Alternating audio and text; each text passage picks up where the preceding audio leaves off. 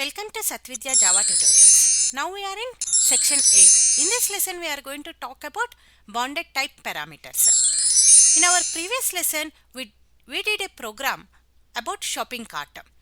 So in that program, if you remember, we wrote a function called apply discount. In that function we passed three parameters and two of our parameters extends the number class here.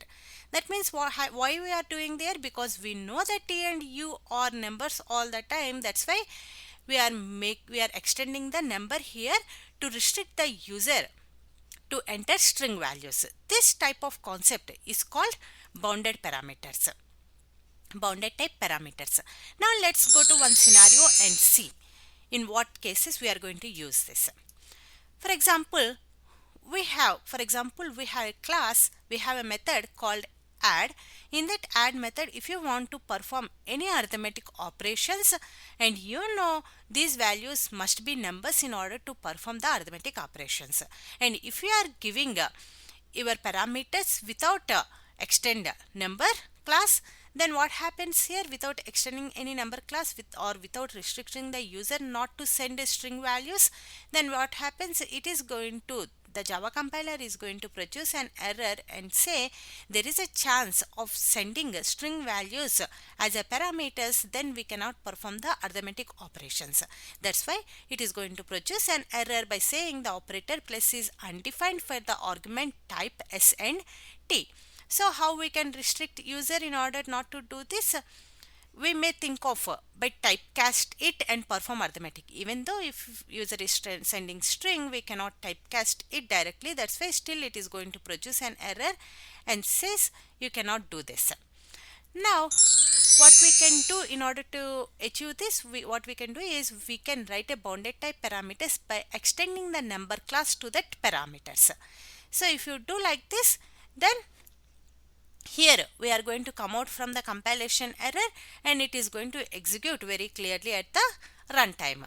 So if user tries to send a string value from the object to this method, then what happens? Immediately it is going to produce a compilation error by saying you cannot send a string and int to this particular method. So this is one type of scenario we can use. For example, think we have another scenario like, for example, you are writing a method to find, or to count the number of items in an array which are greater than the value that we are sending.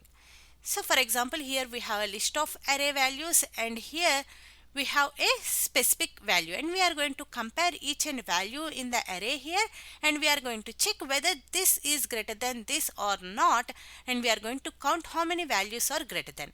And here I have no obligation whether user sends string also. Even string also I want to check whether those the strings in the array are greater than the string that we are giving here. So in that case, if I use error in order to perform the comparison operators, then what happens? It is going to allow us to do. But what happens here? I am restricting user not to send string. But my scenario is even I want user to send the string values, because I even want to compare the string values in my case. So in such case, what we can do is Java provides, here it produces an error. So Java provides a predefined interface called compatible with t generic type, and we have a method called compare to. By using this method and this interface, we can make this method generic to all the data types. Now let's go to the Eclipse and see how we can do that. Here is Eclipse. Here is our previous logic. So here what I am going to do is, in order to demo this concept, here I am going to create two variables. One to store the array of prices. One is to store the array of prices and another one is to store the products, array of products.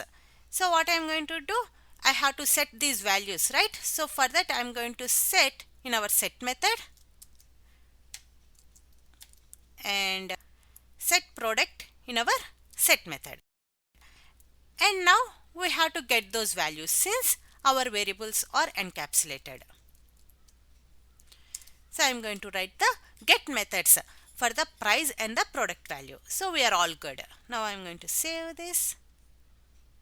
And now let's go to our main method. Go to the generic method here, and here what I am going to do is I am going to write a method to compare and count the number of values those are greater than the value that you are sending. So here what I am going to do, I am going to uncomment this first, and you can observe here carefully. What I am doing here, instead of extending number, here I am extending an interface. Here I am extending a generic interface so that I can use the compare to method that is available in this interface. So now I am going to use this compare to method, then we are out of the error now. So now it compares all the string values or double values or integer values, whatever you are passing here, it is going to compare with this value and it is going to count the number of greatest values that are available. Initially I am going to comment this to show you the result first, then we are going to uncomment that and see what are the values that it got verified. So here I am going to declare a double value and I am going to pass a value. Let me put it some down over here so that you can see. I'm going to put it up. Yeah, now you can see. So what I am doing here I am passing and I'm calling the method by passing the price array here. So it is going to accept and save this, and here also I am passing the string. I am passing the string array. This I am doing just to demo you how it works. So I am string array and I am going to compare it with the banana. So I am going to save this and run it. And if you observe here carefully what happened, the number of products which are greater than $1, we are going to say it like there are 2 products. Here I have changed the orange banana value to 1.5. So that's why it is going to say you the 2 products which are greater than 1. And here I am comparing with the banana where banana is 1. Now let's check how it is going to calculate. Here I am going to print in order to our values to check where is our method. Here you go. So I am going to uncomment this and save this, and here I am just displaying to know how it is, whether it is comparing right or not. So save this and run it and see the output. So here if you observe, our apple is 1.1, orange is 1.5, banana is 0.2. That's why these 2 values we got result as 1. That's why it is greater than 0. We got count to 2 here. Since this is less than 0, it was not counted, so we got total count as 2.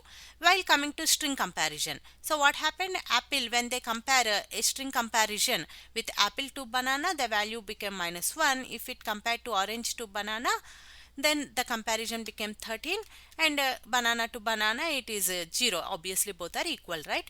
So that's why it got 0, but we are counting greater than 0, that's why it gave orange as 1 count.